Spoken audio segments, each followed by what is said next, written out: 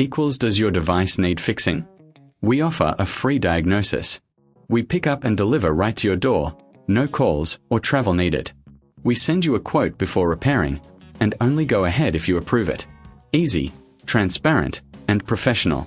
Link in description. To maintain your Asus N7400P, start by gathering your tools, a Phillips screwdriver, a soft cloth, and compressed air.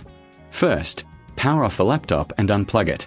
Remove the back panel by unscrewing the screws. Keep them in a safe place.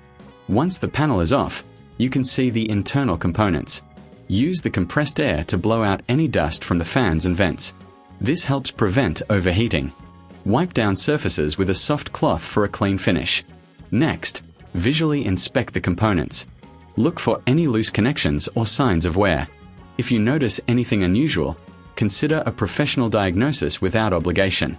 Reassemble the laptop by carefully placing the back panel and securing it with screws. Remember, we offer pickup and delivery at your home, so you don't have to worry about transport. If you need repairs, we provide a quote before repair, ensuring transparency.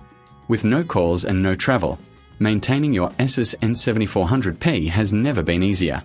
Does your device need fixing? We offer a free diagnosis.